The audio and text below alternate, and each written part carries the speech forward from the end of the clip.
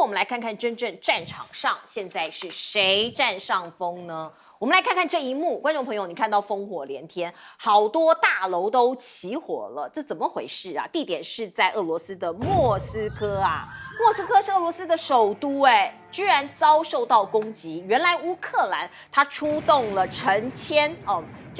百这个好几百架的这个无人机，跑去攻击莫斯科首都的一些居民的这些高楼所以我们看到呢，有不幸也有一些居民有一些民众受伤并且死亡那俄罗斯的国防部说，他们已经击落了144架乌克兰的无人机。我刚刚说成百上千我不确定有多少架无人机，可是光是击落的数量就有144架。那莫斯科有4座的机场都被迫关闭了。俄国数个区域防空系统也启动了你看到它攻进了这个俄罗斯的首都这件事情可能非同小可那俄军一天29次在东部，我说的是乌克兰的东部，可是被击退了吗？那现在乌克兰的突击旅是不是吃了大补丸呢？我们看到包括乌军也炸毁了俄罗斯的坦克，还有2辆步兵战车。那外界说乌战况陷入焦灼，那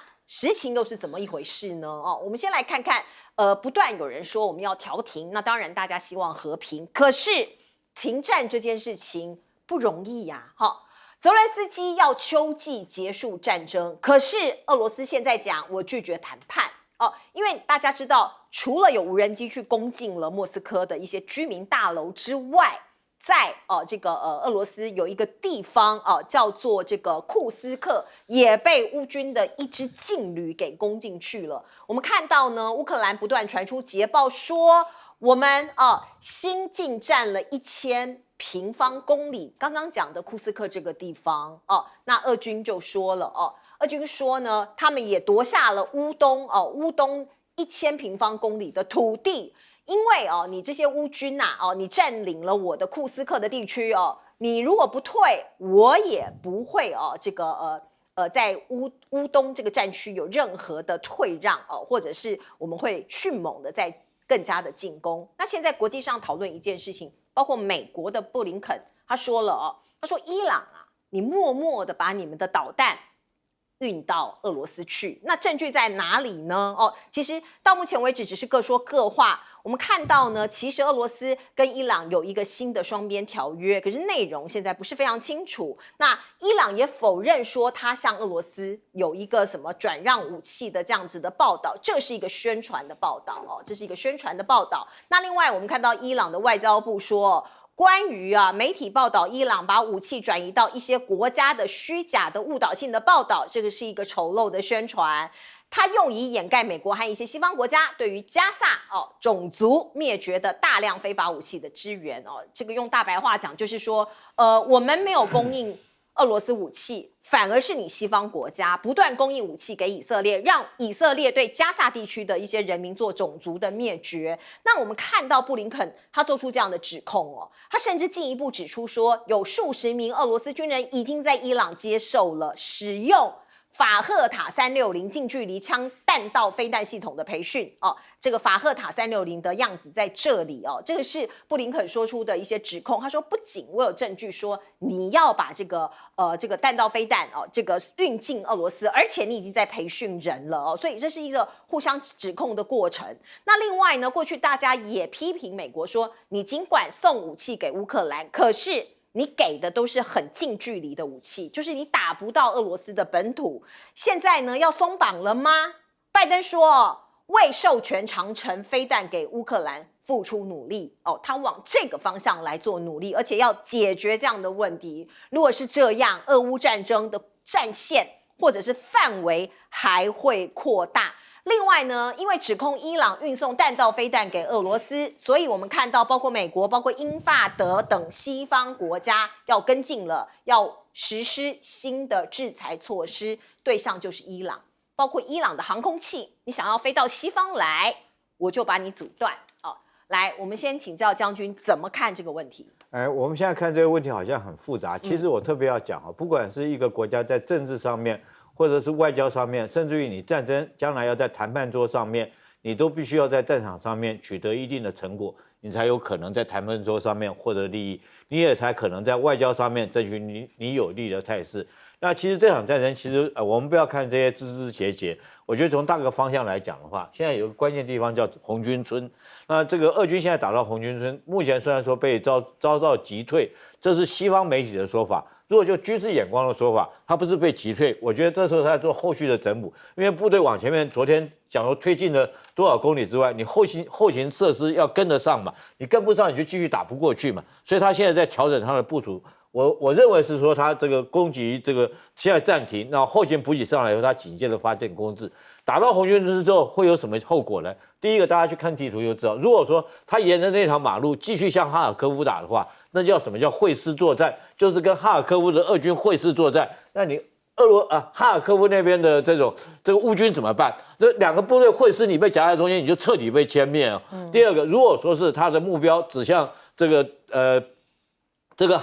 顿斯克那边的话，那整个乌克兰来讲的话，就是腹背受敌。北边来讲的话，你面对的是哈尔科夫跟库斯克这边的俄军，南边这边的话，你面对的是顿内斯克被打到的话，你整个在中间被夹在中间，腹背受敌。所以我个人认为，这个时候，当然我们看得出来，就是连我都看得出来，我相信欧美的军事家一定看得出来，都知道这个结果是必然发生的，只是说什么时候发生。那当然来讲的话，泽伦斯基他不愿意承认，这时候他很明显的在前天跟这个德国来讲的话，他去跟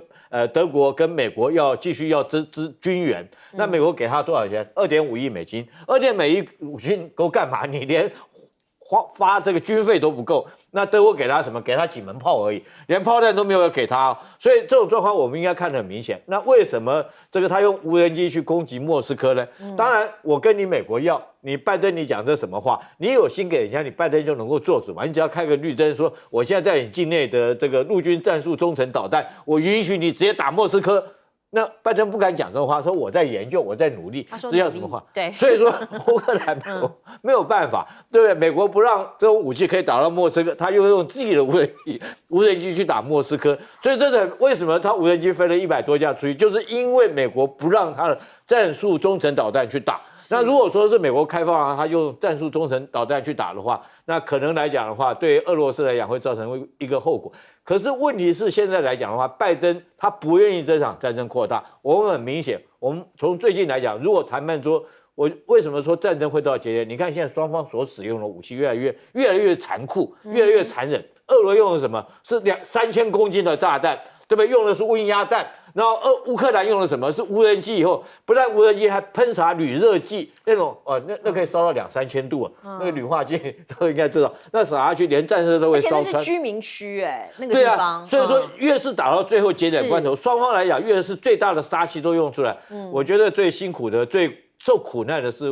乌克兰的这种人民啊。我昨天看到有一段影片，我真的是看到心里很难过，因为我自己有女儿，我看到那乌克兰一大堆女兵被俘虏。一个一个比一个都是很年轻、很漂亮，都被俘虏。你知道那种镜头，你看到你就很难过。那为什么那个女生被俘虏以后，这个乌克兰的士兵叫你把手机打开，密码多少？打开来以后，那个女孩还讲什么？你不要看，你不要看。为什么不要看呢？她当把打开来看，一看成人网站。为什么呢？你想想看，先生在外面打仗，爸爸在外面战死了，然后他怎么办？他只能去成人网站去赚一些生活费用，然后完了，他现在变成他自己要去当兵，然后被俘虏。所以我觉得说看了真的是很不忍心了。我自己有女儿，看到这种镜头很难过的。好，我们先休息一下。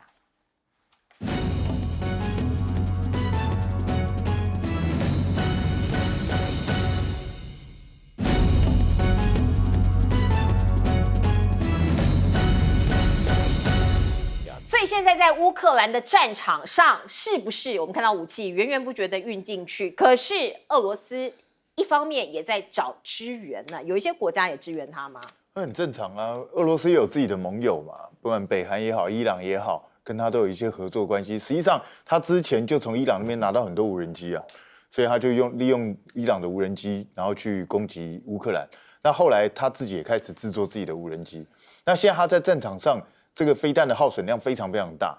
所以以他目前库存状况来讲，如果有别的国家愿意支援，所以如果伊朗提供给他一些短程的导弹，我认为是非常有可能的。那至于说会不会提供这种法塔赫这么高端的，我个人是存疑啦，因为这个飞弹即使有伊朗自己本身数量大概也不多，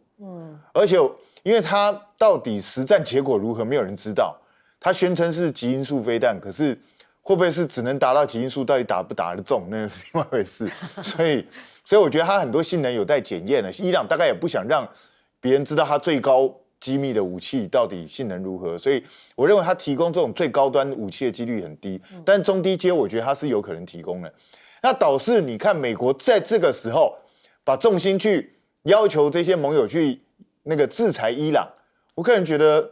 没有什么太大意义，在我看来比较像转移话题。为什么会这样讲呢？因为伊朗又不是现在才开始被你制裁，它已经被你制裁不知道多少年了。所以在这种状况下，好，你现在停了它航班，停了就停了嘛。那对它会有什么很严重的影响吗？也不会。反而对伊朗来说，你越是这样，反而越压迫它去跟俄罗斯走得更近，跟中国大陆走得更近。因为当你把伊朗跟西方的之间的联系全面断绝掉的时候，你等于逼着他别无选择，只有跟中俄走，不然他还能跟谁走？所以我一直觉得美国的制裁的这种方式本身，它在战略上是很奇怪，它反而是让这些国家你永远也拉不回来，因为要么你就去直接去攻打伊朗，你又不敢，所以我觉得美国的战略自己有检讨的必要。那只是我觉得拜登也很可笑了，就是这种东西还有什么好正在解决这个问题，有什么好解决的？你就一声令下就可以攻击啊。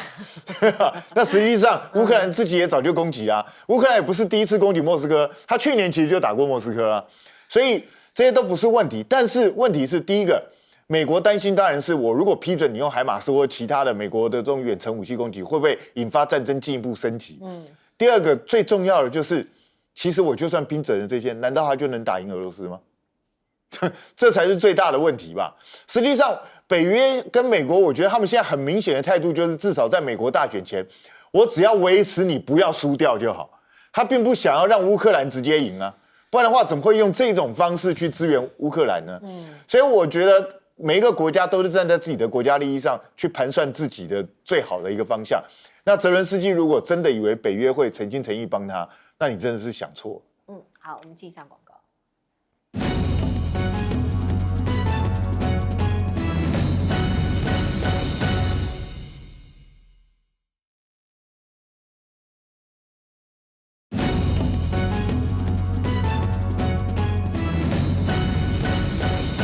好，最后时间留给英超。好，谢谢钳子。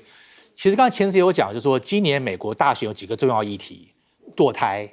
经济、移民，然后就是国安跟外交，就谈到战争的问题。其实今天在那个辩论上有讲到说，拜登最失败就是阿富汗撤军，撤军一塌糊涂，美军死了一大堆人，然后又有以哈战争，又有刚才讲的乌俄战争。其实川普最骄傲就是说，他那4年来没有任何战争。川普也讲说他可以解决战争，不管川普讲的对不对，就战争的话，对这选举一定有很大的影响。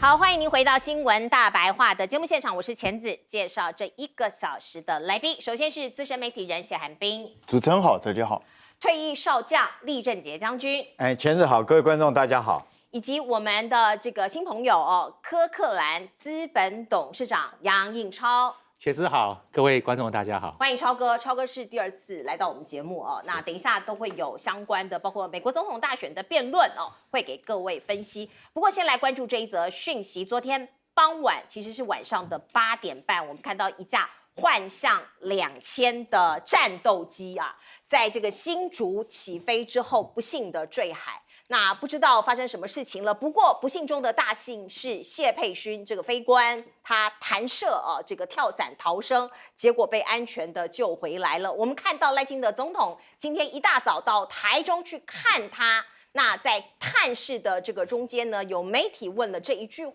我们听听看赖总统什么样的回应。总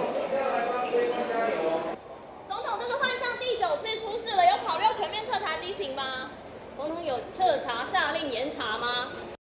好，我们看到幻象这个战斗机已经是第9次失事了。那这个赖总统也很尴尬哦，面对媒体的提问说，那到底是发生什么事情？我相信赖总统他本身也不知道。可是我们回到昨天晚上大概8、9点的时候，事情传出来我们看到有一个人不断的在脸书上面发讯息，那个人是管妈管碧玲，她是海委会的主委您看到不断的他在快讯，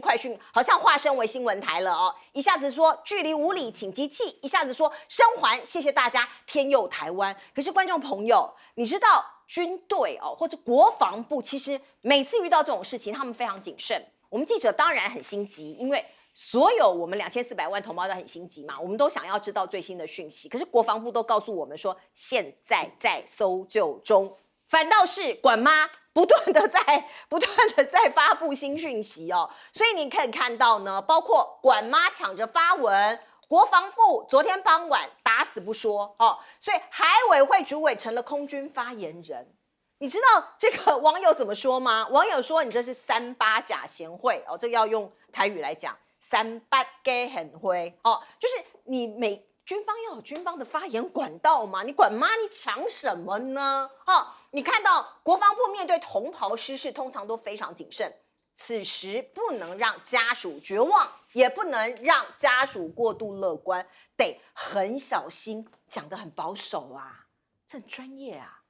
所以管妈是不是太心急了？因为我们知道，其实海巡的兄弟们有在协助抢救，可是要有同一个这个发言体系才对我们看到包括这个所谓幻象失事这件事情呢，其实他们的家属在第一时间是最焦急、最着急的那我们看到这个谢佩勋他是非官上尉嘛，他的太太其实在2年多前，其实大概那个时间点是东京奥运嘛，我们台湾之光戴资颖林洋配返国，记得吗？幻象战机升空迎接我们大家都拍拍手这个欢迎我们的健儿回来。可是当时这个飞官谢佩勋的太太就在脸书上说，爱国也支持选手，但不是用这种方法，嫌佩勋不够忙吗？老婆在为老公叫屈然后 hashtag 平常都没有在关心国军那个时间点是蔡英文当总统的时候所以你知道这些这个国军尤其是飞官的家属，他们其实有一些心声那我们再来看看包括幻象2000低妥善率那我们今天问了赖清德记者朋友问了赖清德，并没有回应说所谓第9次失事到底为哪桩。可是我们看到张延廷将军有讲了，他说可能是发动机出问题了，因为法国已经不再生产这一款的发动机了，所以国军为此只能不断的翻修，导致该机妥善率偏低，飞安的风险较高是不是该淘汰了？这是张延廷将军发出的疑问，因为他本身是飞官嘛我们再来看看，包括台海和平安全成为全球的焦点，其实一直不断的有在预告说，有德国的军舰这2天会通过我们台海那德国的外委会主席就说这是捍卫航行自由，不是挑衅。因为中国大陆一直不断的说你这是挑衅一些国家打着航行自由的旗号挑衅和危害中国的主权及安全。那我们看到可能是会有2艘在这几天会通过我们台湾海峡，在5月就预告了媒体不断的报道，为什么呢？它是可能是要降低这个紧张感把这个中国大陆的反弹降到最低。那为什么一定要通过呢？这是帮我们台湾来这个表示这个捍卫台湾吗？还是说就是台湾跟西方盟友结合在一起呢？我们看到布林肯虽然这个感觉他们的政权即将快要结束了，可是他还是在做他的工作。他访问了伦敦，美英启动战略对话，重申致力台海和平。而我们看到这个布林肯跟英国的外交大臣拉米2个人在对话说要维持区域的和平稳定及现状对全球至关重要，所以南海的航行和飞越自由这很重要。那另外我们再看到中国跟美国2大军事强权过去有一段时间断了联系，现在又接上了您看到的是美国的印太司令帕罗，对上的是中国解放军南部司令员吴亚楠他们昨天有一场视讯的通话，到底谈什么？其实我们不知道。可是两边都有释放一些讯息，包括中国大陆说中方目前没有针对2方视讯有任何回应。没讲话，我都不说啊。那我们也可以看到呢，美方这边有一些媒体有报道说，台湾和南海的问题还是美中关系中的争议热点，双方都不愿在核心问题上妥协，所以是僵局吗？谈了半天，有谈什么吗？来，我们先请教彬哥怎么看，包括幻象昨天失事的事情。当然这次是不幸中的大幸啊，就是至少人员是平安救回来了。所以我们当然也是要去检讨一下整个事故发生的可能性，然后到底确实的原因是什么。那我觉得大家也不要过多揣测了，因为什么事情都有可能会发生，尤其是这种夜间训练，所以我觉得还是静待整个调查结果。但是呢，至于管碧玲她是不是有抢功这个疑虑啊，我个人是觉得还好，因为她本身就政治人物出身啊。这个对他来讲大概是反射性动作，我有功劳了，赶快来抢一下。那国防部也不爽，国防部不爽就不爽，他是能怎样？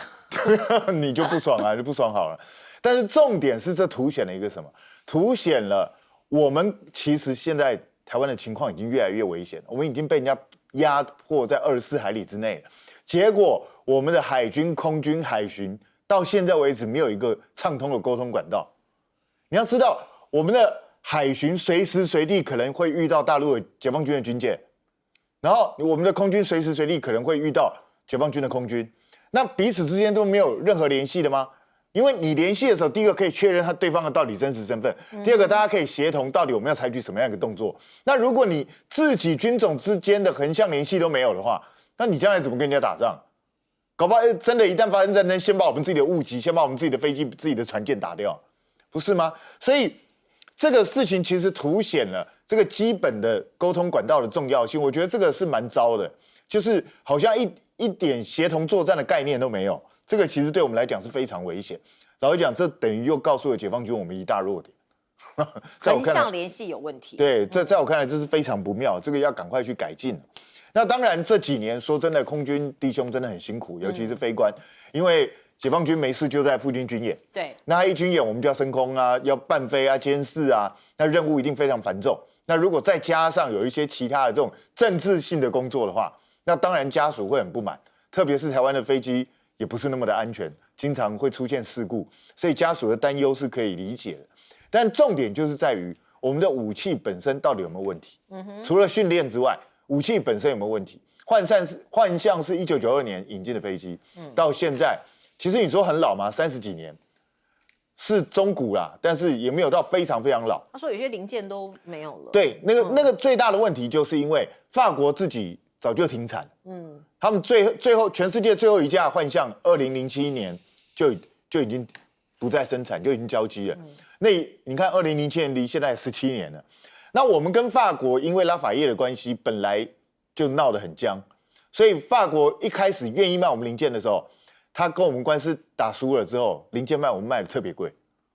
所以在这种状况下，我们要更新很困难。本来我们的这个康定级本来要加装防空飞弹，要跟法国买，就后来没办法跟他买，因为他实在卖的太贵，所以我们那时候为了应急，是先把陆地用的重塑飞弹硬加在海上变海重塑，就硬凑。我们都是像勤俭建军嘛，就像硬凑。所以其实它的功能是有打折扣的。那幻象的妥善率。其实也一直大家存疑，因为随着越来越老化，零件的供应不足，而且有的零件都非常贵。更重要的是，它的主要武器米卡飞弹很多都已经过期了。飞弹是会过期的。那所以在这种状况下，我们未来怎么去因应幻象越来越老化？谁能够代替它的高空高速拦截任务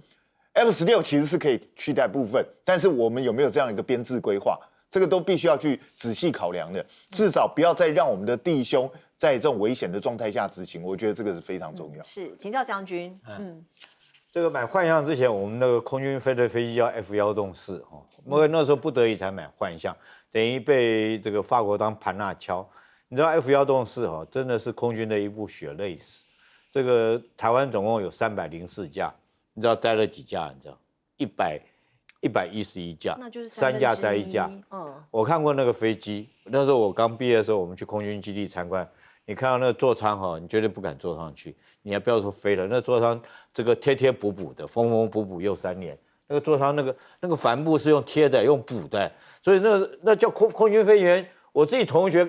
空军的叫他飞这种飞机飞啊，那座舱这种飞船，可是不得已啊，我们没有新的飞机啊。那时候 F-1是谁给我们的？是德国他们淘汰下来，是号称飞行棺材，然后淘汰下来，因为我们没有新的飞机可以用。然后在不得已状况下，跟美国买 F-16，美国又不愿意卖给我们，所以那时候不得已去跟法国买。那法国就当我们盘纳，一架卖我们600万，那个当年的价格是6000万美金。你知道 F-16是多少钱？2800万，对不对？超过1倍以上。你知道到现在为止，幻象战机每飞1个小时的台币费用是80万，然后这个如果说是 IDF 跟 F-16加起来1个小时还不到80万，所以说它等于是贵族嘛，就像是我们这个阿公时候的这种宾士车一样，对不对？是很好，没错。那时候那个年代是很好，可问题是说现在叫你同样价钱，你要去买那部这个中古的宾士，还是买现在的 Toyota， 对不对？那个 Artis， 我开最起码现在各方面都好。那现在幻象战机来讲的话，这个张燕婷将军讲的没错哈。这个引擎来讲，飞行引擎都有它固定的时速，我们汽车引擎也有固定的使用时速。当然你超过那个时速，你就整颗引擎要换掉嘛，汽车都这样，那飞机更是如此。那现在因为没有这种引擎可以换，所以我们不得已知道怎么去修。就像一个汽车引擎，我们这个没办法换新的引擎，我们只能不停的去买修理包，这个换火星塞换什么来维修来做这个动作。所以说，我觉得这次来讲的话，幻象出这个状况。其实是非常严重的，代表航电系统也出问题。我觉得另外有一句话哈，就是最近来讲这2天，也不是最近，光这2天，我们看到空军来讲，我必须要讲，我们讲说空战出英雄，对不对？地形一半功，为什么地形是非常重要的？那这次来讲，包括前2天我们看到 F-16说有一颗炸弹要丢到海里去轰炸的时候，结果炸弹来讲没有丢下去，就又把这颗炸弹带回来了。你知道空军真的是非常非常危险的。你知道，如果2次世界大战的时候，如果说这架飞机轰炸没有发现到敌舰的话，他把炸弹丢到海里，他的飞机才能够降落在航母。为什么？因为那颗炸弹已经是被炸状态的状态，保险已经去掉了。那你如果降落的时候，万一那时候掉到地上，不是整个就炸开？那一颗炸弹都是500-600公斤的炸弹，那开玩笑一爆炸还得了？那为什么会突锤这种状况？好，昨天这架幻象又出什么问题了？它号称说下午的时候被鸟击。就鸟击，为什么鸟击以后晚上还让这个空安去飞？你为什么按理说你应该 SOP 整个都检查完？我跟你讲，我们台湾空军地形不要变成印度斯坦化。什么叫印度斯坦化？印度斯坦他们那种修飞机就是修完以后，结果手上还有一把零件，不知道怎么办，然后他就把它丢掉了。我们空军地形不要干出这种事情。那为什么会有这样？第3个，昨天为什么空军不讲话？但根据现在报道，就是这个很糗。这个救难直升机，我们空军自己有救难直升机，在嘉义救难大队嘛，是，对不对？你救难直升机应该是第一个最时间，你知道自己的这个飞机在哪里失事，他一定有跟你联络，飞行员身上一定还有那种发出信号。那这些东西你应该救难直升机第一个知道。就我现在听说是救难直升机也故障了，那真的很丢脸。最后不得已派海军去救，海军更丢，海军也是一样，管大妈你不要在那边得意，对不对？第1艘去的船说太小了，人装不下，再派出第2艘船。那你说国防部这时候怎么去跟家属讲？你说哎，对不起哈，这个你的儿子是活的，你老公是活的，但是我们现在来讲，我们的船太小了，装不下你老公，太瞎了吧？你能够讲这种话吗？所以说，我觉得这些事情。整个只要在于，我建议说是这个幻象真的面临该淘汰的时候，一个国家如果就建军来讲，也不需要说是摆这3种战机，你一个飞行员就这么多嘛，那你要专精一项，你让他飞 F-16还是飞幻象还是飞 IDF，我觉得你择一就好了。我们说高低配，其实 IDF 或者是 F-16也足够了哈。对，其实幻象该淘汰就淘汰，不要为了面子，然后说哎我们有幻象战机，我们为了这个面子，我们舍不得淘汰你妥善率我。5年前我就知道，空军自己公布的妥善率只有64%，那到现在为止妥善率多少？另外我再讲一个数据，你听了你会毛骨悚然。这个今年我们幻象编的维修费用多少钱？50几架飞机要编1.4亿，够不够？对不对？你为什么只能编1.4亿？我买不到新的装备啊！我编那么多钱，我花不了那么多钱，我只能换机，我就像汽车来，我只能去换机，换火星塞，大的东西我没办法修。所以说，在这种状况之下，我建议说是为了空军这个飞官他们的生命安全，你不要为了面子，你不舍不得淘汰这一架飞机，你该换掉，然后把这些飞机摆在公园里面，让民众可以拍照照相，我觉得还比较实在。好，或者是国庆庆典的时候出来一下就好。那不行，国庆庆典更危险，在台北市上空，那更危险，这么危险。来，是 Kirk，刚才将军讲到幻象跟那个发动机，其实里面更重要的零件叫半导体。所以半导体其实对国防地缘政治是很重要的，所以才看到说德国的那个舰艇要经过台湾，还有那个英国、美国开会讲到台海安全，跟大家提到的今天的总统辩论也讲到台湾的晶片。其实台海安全最重要的话，其实就半导体。为什么呢？其实90%最高端半导体是在台湾做的，很多像武器，像将军最清楚，像无人机，像那些飞弹，像那些飞机都是有半导体在里面。所以台湾其实对地缘政治是很重要、很敏感的，所以大家对台湾的国安、两岸安全跟一些地缘政治的话，其实都因为半导体的关系会非常重要。是没有错。刚刚这个 Kirk 已经提到了，今天有美国总统大选的辩论赛，在台湾时间早上的9点开始，我们可以看到呢是贺锦丽对上了川普。观众朋友，你心中可能有一把尺，如果你有看这个辩论的过程的话，有人会支持贺锦丽，有人支持川普。不过我们看看这一场辩论，的的确确是火药味很浓厚哦。首先我们看到贺锦丽他猛批川普说，是你上回在执政的时候卖了晶片给中国，让对方用在军事的用途上。可是川普回击喽，他说不是我卖的啊，那是台湾卖的呀。这个是他们在这一场辩论里头唯一谈到台湾的一个部分。那我们刚刚讲到这个贺锦丽出世提升，因为过去都是拜登出来跟这个川普交锋嘛。看起来他的火药味，他的火力很强啊。我们来看看媒体整理出来他的表情非常的多，请导播让我们看看他有很多时候在做一些表情。in a trade deficit, one of the highest we've ever seen in the history of America. He invited trade wars. You want to talk about his deal with China? What he ended up doing is, under Donald Trump's presidency, he ended up selling American chips to China to help them improve and modernize their military, basically sold us out. What Donald Trump did, let's talk about this, with COVID, is he actually thanked President Xi for what he did during COVID. Look at his tweet. Thank you, President Xi, exclamation point, when we know that Xi was responsible for lacking and not giving us transparency about the origins of COVID. They bought their chips from Taiwan. We hardly make chips anymore because of philosophies like they have and policies like they have. I don't say her because she has no policy.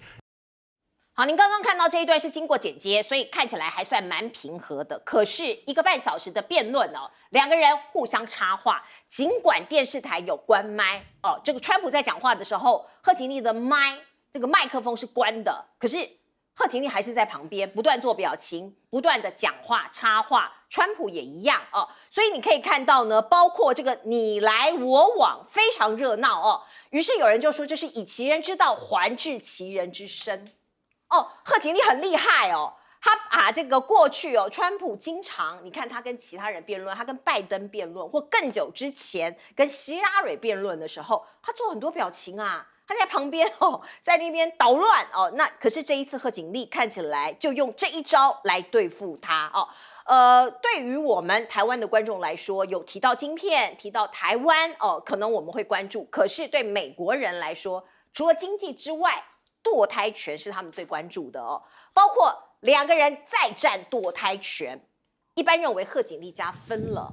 因为你看到呢，讲到怀孕的问题堕胎的问题，川普就说，你们这些民主党人想要允许在怀孕的第9个月进行堕胎你们太激进了而且呢认为有一些状况譬如说这个不是很人道的状况之下，应该要有例外。然后他特别提出说，有一些州允许在婴儿出生之后处决婴儿所以我们看到贺锦丽其实说不对的，没有这件事情他说川普亲自选出3位最高法院的大法官，2年前推翻了全国的堕胎权，大家知道这件事吗在美国引起很大的争议，很多州已经通过了川普式的堕胎禁令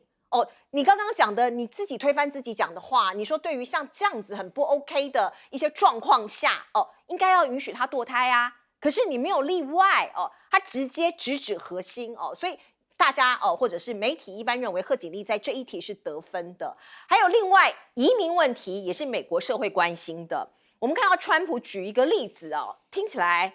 很毛骨悚然，他说好多移民来都在吃我们的宠物，他在讲什么？他说哈，移民会吃宠物，宠物就是猫啊、狗啊，哈，连主持人都忍不住出来反驳了哦。那贺锦丽说：“你好极端呐！”哦，他说在俄亥俄州啊，有一些宠物啊，哦，他们在吃狗啊、吃猫啊，哦，可是这个有没有证据呢？现在我们看不到。当然，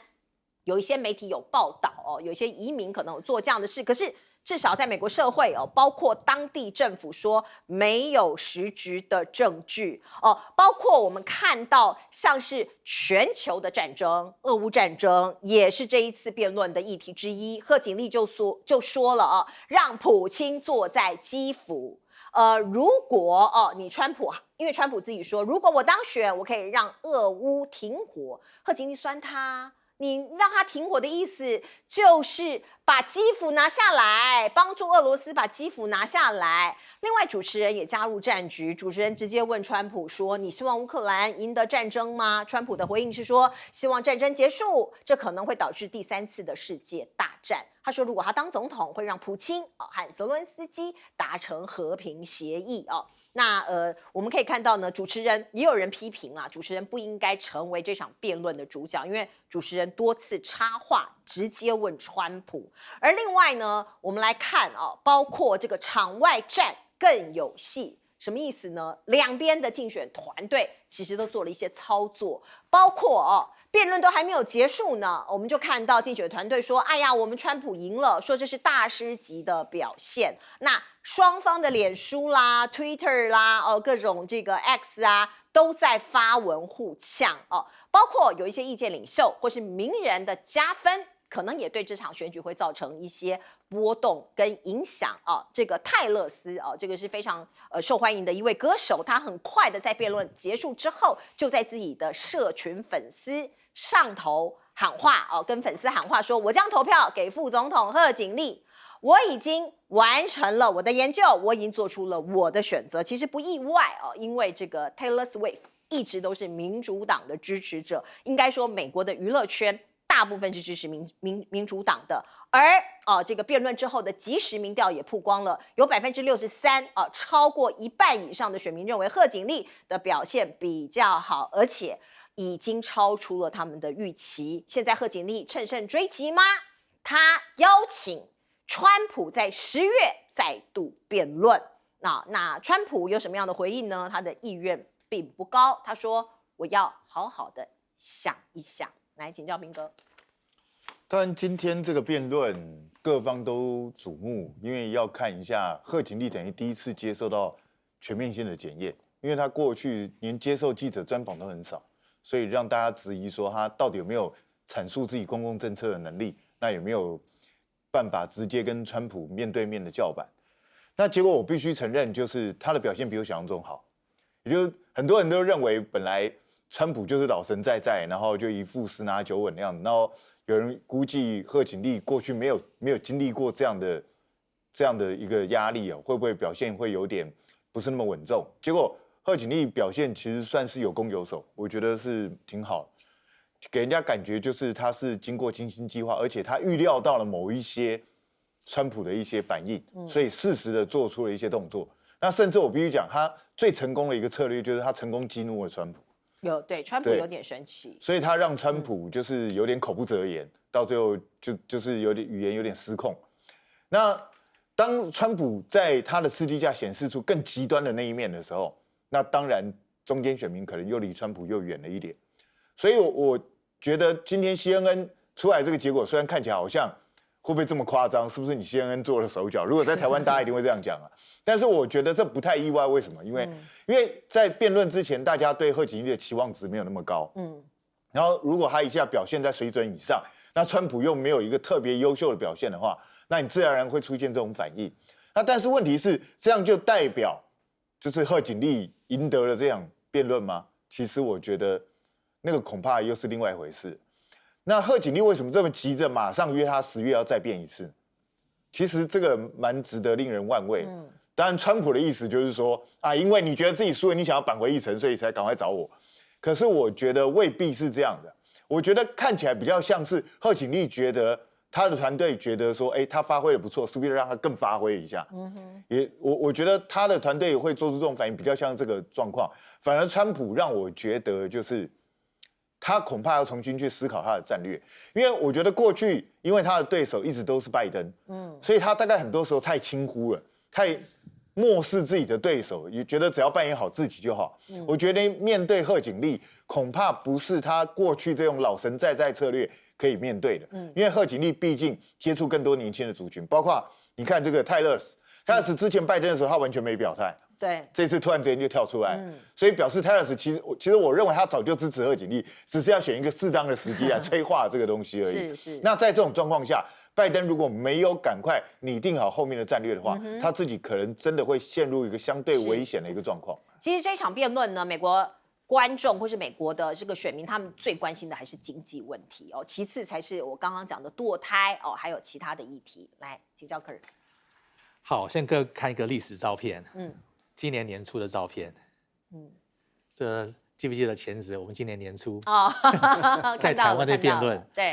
对我今天看，我觉得台湾的总统大选的辩论，没错，副总统，对，其实我发现台湾的总统辩论跟美国完全不一样。台湾辩论，我觉得那个辩论者都非常有礼貌，不会像攻击去的。而且其实说老实话，能被辩论场地选为当做主持人之一是蛮不简单的。因为今天 ABC 他主持的辩论，那2个主持人都是很厉害的。有些男生 David Moore 的话，他是美国收视率最高的新闻主播，所以其实能被选到当场问问题，跟那个是蛮不一样的。不过的话，我觉得今天的辩论，其实美国总统辩论跟台湾不一样，就是美国总统的辩论是很重要的。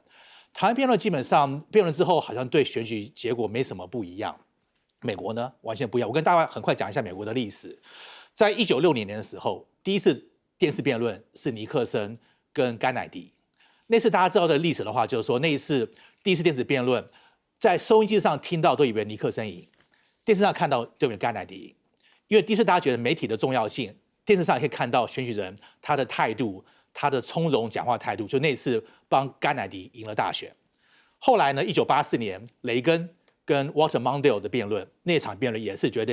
定雷根赢的关系。因为那场辩论的时候，那些Walter Mondale 质疑说雷根的年纪太大，雷根一句话回他，这就不是议题了。然后的话，当然就是2015年的时候，那时候川普在党内的辩论，其实台湾没有这个 process 这个措施。美国的话，从初选的话，那时候共和党10几个人辩论，台上站了一排，然后川普一个一个干掉，所以川普辩论是很厉害的，一个把他全部打败。所以川普那时候就表示说，他10几年电视那个主持的经验嘛，还有辩论经验，所以他那时候很厉害。然后2016年最有名的就是他跟希拉里的辩论，他那个辩论把希拉里打得一塌糊涂。那时候希拉里就是战略完全不一样，所以川普辩论是很厉害的。那当然今年6月，川普一场辩论就把拜登干掉。所以我说美国辩论跟台湾是不太一样，美国辩论真的是对很有影响。那回到今天辩论。今天辩论，我今天看的第一个感觉就是说，基本上是3打1，不是1打1。我有这种感觉，3打1。主持人的立场很明显哎，真的，因为那时候那个 Harris， 我不叫贺锦，我叫 Harris， 对 Harris， 因为他跟华人一点关系都没有，叫 Harris。Harris 那时候他们选辩论的时候，他就拒绝选 Fox， 他选 ABC， 因为 ABC 是很偏的那个民主党的媒体。今天很明显嘛，那个 David Moore 还算 gentleman， 还算绅士。那女生 Lindsey Davis 太明显了，他帮的那个 Harris 一直攻击川普，所以今天基本上是3打1。所以我觉得今天川普是蛮吃亏的。第一个，第二个呢，刚刚讲到那个 Harris 把这个当一件事在做。他在辩论前5天哦，他把自己锁在那个 Philadelphia 一个 hotel 里面，锁了5、6天，对，闭关，在练习。而他怎么练习呢？他把那个 hotel 里面布成说整个场地的关系，什么灯光啊、舞台跟场地完全一样，就是模拟现场的状况。没错，模拟现场，他真的当一回事做。他找希拉蕊前任的助理扮演川普，然后就这样练习。所以我觉得我对贺锦丽或 Harris 的想法就是，我觉得大家都说他真的不是很聪明，大家觉得他是读稿机，不，他是很用功的读稿机，非常用功。他今天辩论有一半的回答都是背出来的。很明显，他答非所问，都是背出来的，不过背的答案非常好，听得出来是背出来，不过他很用功，所以我觉得他今天战胜的原因是他很用功，川普完全不用功，不把他当一回事，他太轻敌了吧？非常轻敌，对，所以我觉得今天 Harris 的最好表现跟川普最坏表现基本上是差不多。他们程度差很多，其实真的川普太轻敌，但 Harris 真的很用功，在 hotel 关了5天，那么多人天天练习，所以我觉得他今天表现好是有原因的。那另外的话就是，刚才韩冰有提到，就是说那个 Harris 他的策略就一直去攻川普，川普今天只守不攻，是蛮可惜的。我觉得川普浪费很大个机会。不过总的来讲的话，我觉得今天辩论当然虽然很精彩，对选举的结果影响不大。不大呀，我觉得不大。你不是说辩论会影响美国总统选举的结果吗？对，这今天的话，过去来看，没错，今天其实胜负没有差很多，不像拜登把他打败，或者以前那个什么 Kennedy 跟 Nixon，今天两方其实 Harris 可能赢一点点，不过差幅不多，而且最近 Harris 他的民调掉下来，他的那个蜜月期过了，所以我觉得你在6个礼拜之后投票的话，基本上不会差太多。不过我觉得是很蛮精彩的辩论，就看有没有下一场，有下场的话还会改变。我觉得今天的话，其实这几年过去的话，就看明后天的那个民调，应该不会对6个礼拜不会影响太多。所以 Harris 在跟这个川普提出邀请函，我觉得川普应该要接受，然后他指定 Fox， 看看能不能够有不一样的结果。对，而且 Harris 同意 Fox， 对啊，因为 Harris 很想第2场辩，他竟然同意 Fox。那我觉得川普应该要接啊。就看川普的想法，如果因为他之前有专门过很多川普以前的前幕僚就是说帮川普在做准备的时候，川普不理你，他根本不听你的，他完全不当一回事。是，如果川普愿意努力用功，有可能赢；如果川普还是吊儿郎当，那就没有了。对，来。请教将军，我觉得今年美国的这个选举非常有趣哈。刚开始我们一直，现在几乎大家都忘了川败2个辩论的事情。那时候我记得那时候6月份，奇怪2个党的候选人都还没有提名出来，2个就开始辩论了。那时候川普为什么要答应辩论呢？因为他是封口费的弊案嘛，所以他想早一点辩论。那拜登也有可能说是他的这个失智症，他的这种老人，他想要说挽回一层，所以2个居然在6月份就开始辩论。那一场我们看出来就是川普彻底的打败拜登，但是这整个过程之中也非常戏剧化，紧接着就是川普被枪击嘛，那时候大家都认为说川普赢定了，结果没想到这个后来2个副总统的提名候选人出来以后，再经过今天这场辩论，大家又认为说贺锦丽又赢了。那目前来讲，我觉得这场辩论对贺锦丽还是有利的啦，因为以前大家对川普其实大家都认识，可是一般美国人他们对贺锦丽比较不熟，对，所以经过这一次辩论来讲的话，可能美国很多民众他们会觉得对贺锦丽有更加一层深的认识。那我觉得对贺锦丽好歹，对不对？让民众认识他是一个，虽然说他当了这个4年的副总统，但是大家可能对他没有什么印象。那经过这场辩论，他有这机会表现自己。那当然，我们也觉得说，事真的是这如局一场辩，很快就变成回力镖，马上就打到自己。以前来讲，这个川普去攻击拜登，就是他年纪大；现在来讲，变成贺锦丽去攻击川普，说攻击这个川普，说你年纪大。那以前川普是用表情战胜了拜登，现在我们看到说是贺锦丽用表情战胜了川普。所以我觉得这件事情这个很快啊，在短短的不到半年之内有这么多戏剧化的表现。当然有下一场的辩论来讲，我们更期待了哈。后续来讲，我觉得现在开始大概2边开始平手，开始真的是要端出政见出来，端出牛肉出来，让美国民众做一个选择。是对美国总统大选的辩论来说，俄乌战争也是一个重要的议题哦，两方都有一些说法。